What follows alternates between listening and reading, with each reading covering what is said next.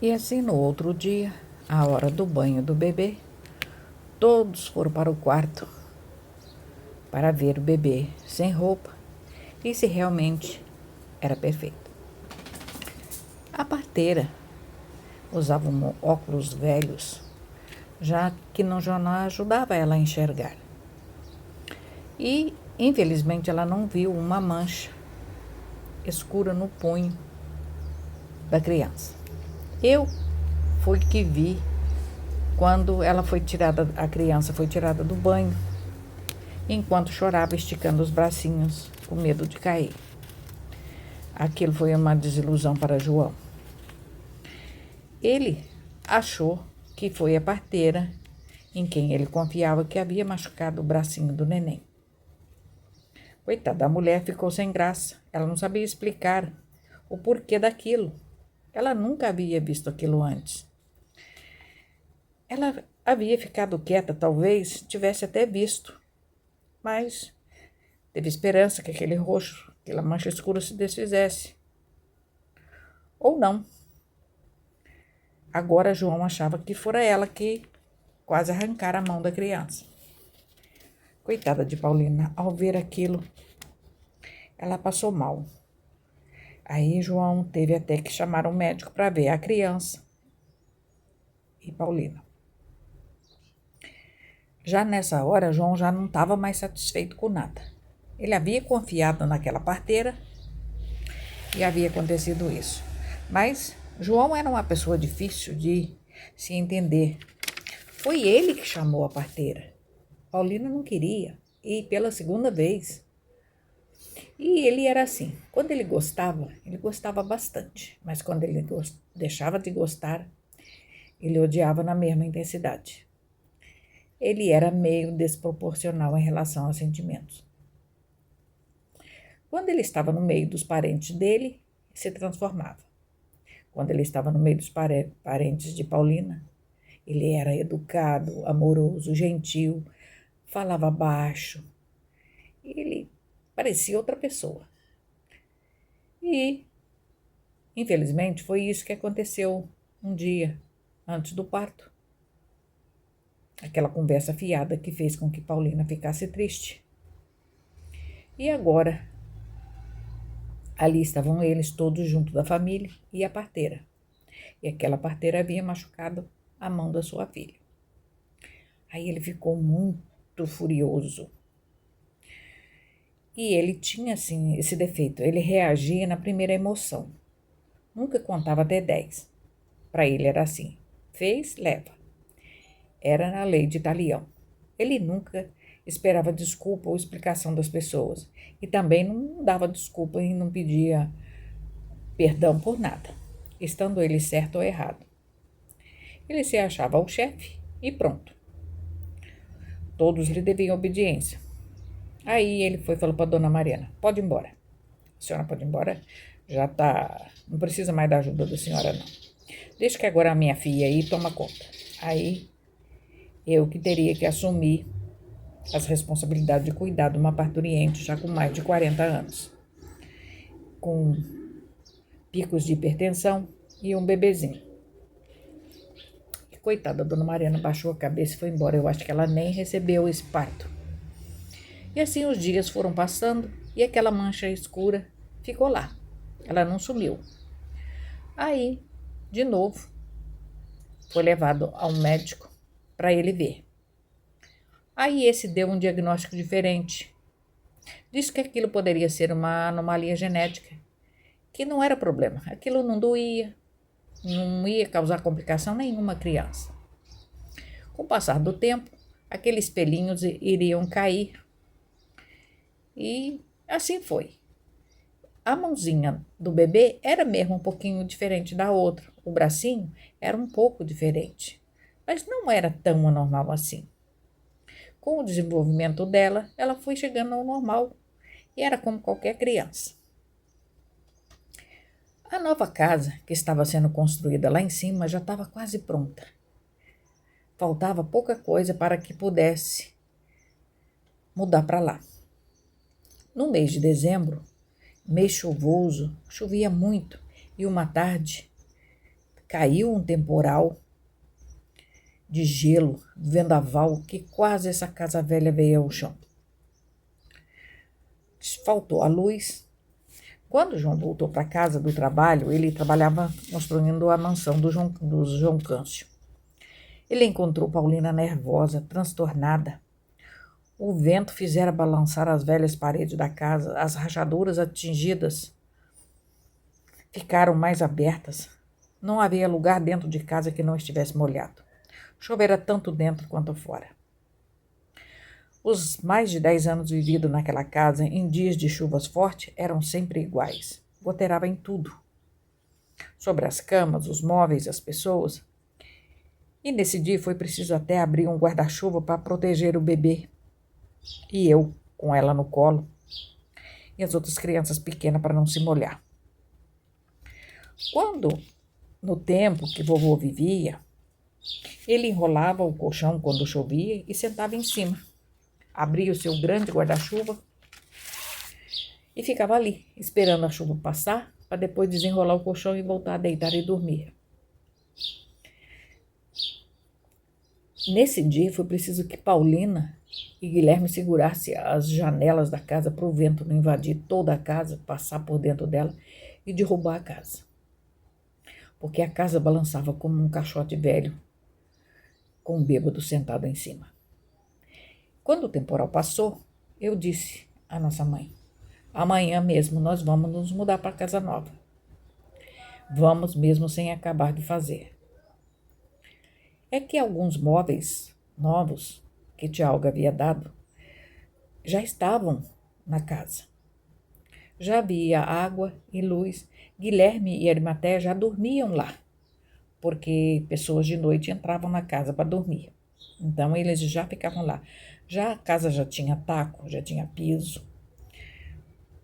E só faltava mesmo na cozinha e no banheiro 2 paredes sem azulejo. As do banheiro só tinha no box e num pedaço onde que estava o vaso sanitário e o bidê. O resto faltava. E na cozinha só tinha azulejo onde era a pia e um pedaço perto da porta. As outras 2 paredes faltava azulejo branco. Do banheiro era rosa. É que João Batista havia emprestado um pouco desses azulejos a um amigo para ser colocado no túmulo da mãe deste amigo. E agora, passado um tempinho, o homem não pagava de volta os azulejos porque dizia que não encontrava no mercado da mesma cor. Não tinha azulejo, ele era final de linha. E aí foi ficando sem azulejo. Na cozinha também, que faltavam os azulejos, eram brancos. Era um azulejo pequeno, 20 por 20. E ele havia também, parece que não aprenderam a lição, emprestado os azulejos, dois amarrados de azulejo para outra pessoa, botar num outro lugar aí, e a pessoa não pagava. E branco é branco, sempre tem, mas a pessoa, por que não foi comprar na loja? Mas João não entendia essas coisas. Foi assim que naquela noite, Paulina ficou nas escuras, na velha casa, que estava um lixo. Havia pegado fogo nos fios e queimado a chave da distribuição de energia, e a gente ficou no escuro, e assim não tinha como ser trocada, a gente não tinha uma lanterna. Quando o dia amanheceu, estava claro, o sol prometia calor, e na certa iria chover à tarde de novo. Seria outro temporal. Ah, não. Eu, Glória, não deixaria minha mãe, com o bebê e meus irmãos menores, passar por tudo de novo que nós estávamos passando agora nessa noite passada. Eu daria o apoio que faltava para a mudança. Só seriam as nossas camas, as panelas, algumas roupas, a mesa da cozinha, algumas cadeiras velhas e, lógico, as crianças, né? Ah, foi só o meu pai sair com os camaradas para o trabalho que eu e Fátima começamos a arrumar tudo para a frente da casa. Aí, Fátima, Guilherme, Arimateia, Joaquina, que já era bem grandinha, já tinha aí acho que uns 7, 8 anos, íamos levando tudo morro acima, no quintal do compadre lá do Sr. Geraldo Landim, que era a chácara entre a nossa casa e a casa velha. Só tinha a rua ali, Coronel Cardoso, que divisava. Eu não deixei a nossa mãe pôr a mão em nada. Aí ela foi para a casa nova fazer o almoço com o bebê. Quando foi mais ou menos umas 11 horas, na casa não tinha mais nada. Só restavam os montes de tábua de escoramento do meu pai João na porta da sala. A casa estava vazia. Somente ficou lá no canto o velho fogão de lenha apagado, como lembrança dos milhares de almoços e jantares que a minha mãe fazia nele.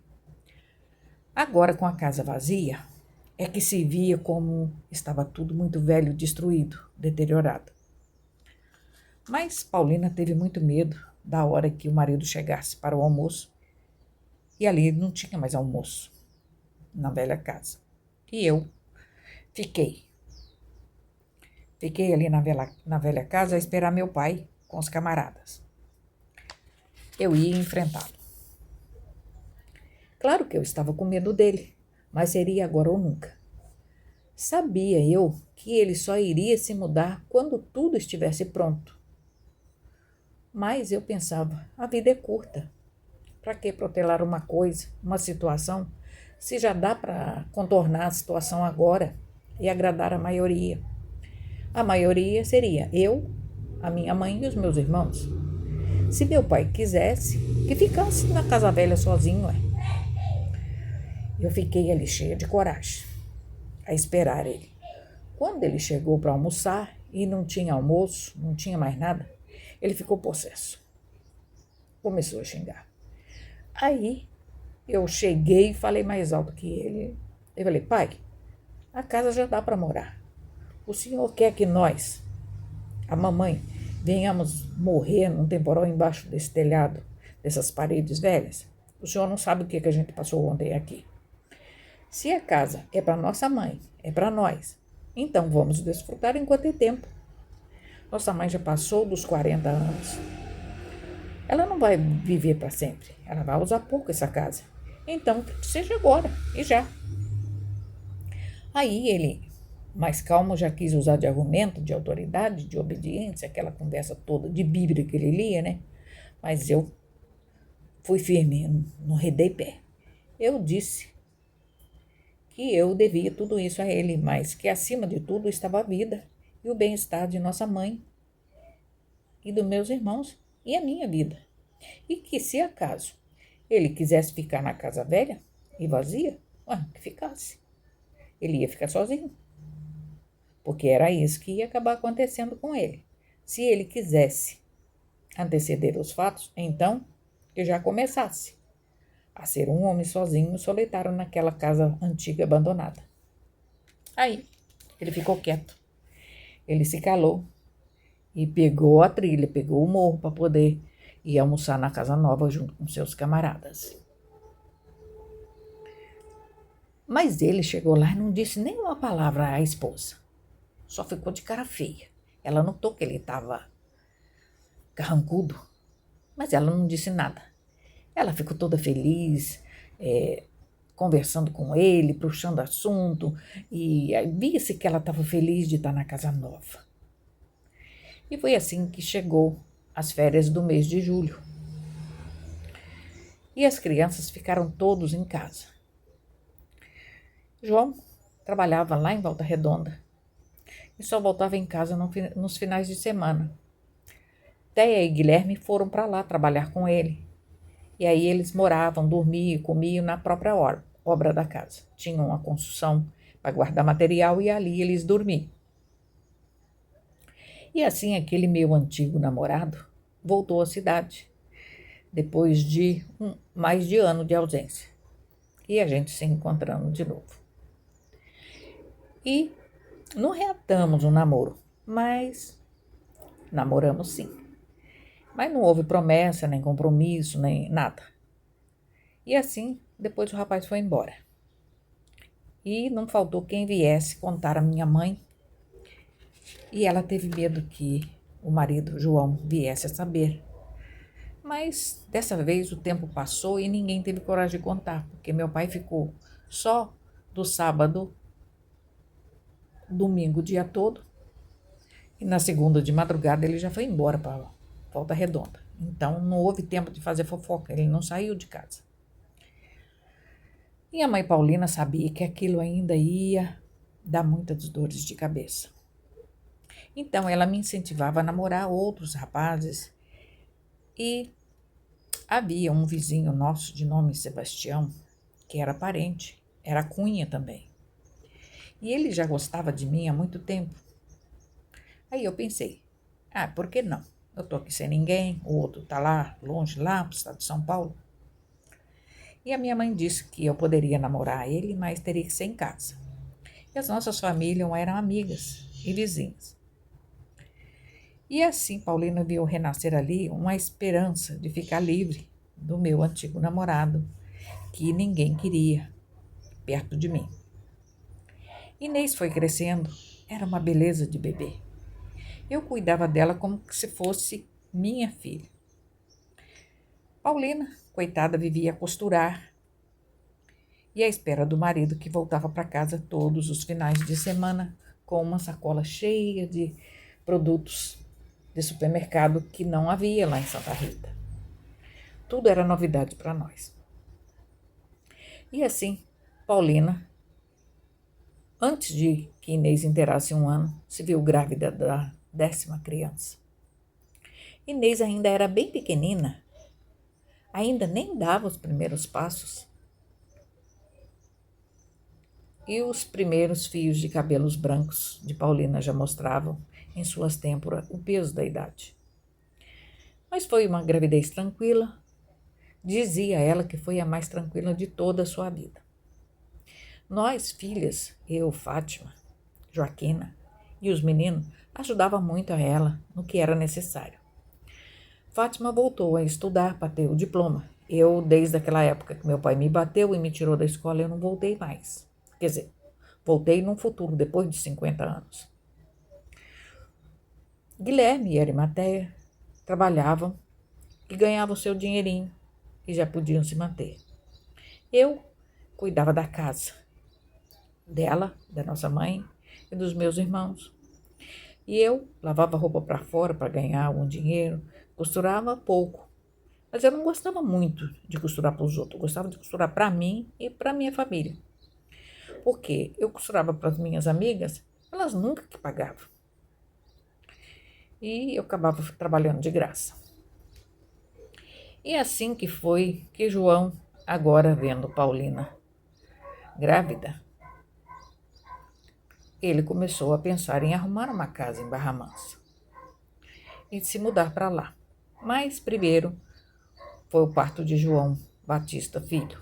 Nasceu o bebê, era um menininho, bem pequenininho, bem franzino. Até era engraçado ver Paulina com o bebezinho no colo. Às vezes dava a ideia de que era neto e não filho. E o meu namoro com o vizinho acabou. Acabou porque nós nos mudamos para aquela casa que nosso pai arrumou em Barra Mansa. E aí, durante esse tempo que moramos em Barra Mansa, eu escrevi uma carta a esse namorado, mas ele não me respondeu de volta. Aí eu tive certeza que estava tudo acabado. E eu segui. Nesse tempo morando lá, foram 7 meses. Eu não tive nenhum namorado. E também não soube notícias do meu antigo namorado. Eu acho que ele nem sabia que a gente tinha se mudado. E assim, a família nossa morava perto da casa dessa senhora que era tida como irmã de Paulina. A gente morava perto. E elas tinham amizade. Era uma bela amizade. E parecia que aquele episódio daquela história de Paulina ser filha do pai dessa senhora havia sido esquecido. Eu e a Fátima íamos constantemente na casa dessa senhora. Às vezes para ajudá-la no serviço, para passear mesmo, porque era parente. A gente fazia almoço quando ela precisava sair, ir no médico. As nossas crianças, sempre minhas irmãs, brincavam com as crianças dela. E essa senhora, muito bondosa, é a irmã da senhora, que era a esposa do homem que diziam ser o pai da minha mãe. E essa dona, ela tinha o maior respeito pela nossa mãe. Vez por outra, essa senhora falava alguma coisa do passado e sorria. Sorria como que se aquilo não queria dizer nada. Parecia que ela estava feliz em o marido dela ter a nossa mãe como filha dele. E essa senhora, ela tinha um belo sorriso. Ela era bonita, era uma pessoa agradável, aí era linda. Ela trazia no corpo e no rosto o resto de uma beleza de tecido de fazer inveja mesmo, quando ela era jovem. Era uma velhota muito bonita, muito risonha. Não tinha um momento que a gente não olhasse para ela que ela não estivesse sorrindo. E assim continua a nossa amizade. E 8 meses depois que a gente já estava morando lá em Barra Mansa, a minha mãe quis voltar para a casa dela. A casa estava se estragando. Haviam alugado a casa por 6 meses por uma família de um tal de Cristóvão e eles detonaram com a casa. João foi uma vez, veio de Barra Mansa até Santa Rita e pousou na casa, viu que muita coisa estava estragada. Aí ele achou melhor voltar porque a casa iria deteriorar fechada e vândalos iriam destruir a casa. E Paulina queria voltar. A casa dela era nova, era arejada, era uma grande chácara à volta, podia plantar e colher. E a casa em Barra Mansa não tinha nada, não tinha nem quintal onde plantar um pé de couve. E o custo de vida em Barra Mansa era muito alto. Uma coisa boa era que lá não tinha visita para morar, para comer, para encher o saco, como tinha em Santa Rita. Mas mesmo assim, Paulina preferia sua casa, seu quintal, seus amigos chupins, as visitas chatas enjoadas. Ela sentia saudades da irmã Zezé, dos sobrinhos, saudades de Dona Sinhana, daquele velho seu Augusto que se dizia professor, que fumava cachimbo, escarrava no chão e não gostava de tomar banho. Ela sentia saudade dos vizinhos, como da Dona Cristina, do filho dela, do seu Zé Cristina. Ela tinha saudade das fofocas da Dona Gracilina. Tinha saudades dos inconvenientes do mané burro sem rabo que pegava as cartas da gente e não queria entregar. Ela gostava muito do Vicente o Lambari. Gostava do Juca Andante, que era o rachador de lenha, do Zé Passarinho. Todos gostavam dela e ela gostava de todos.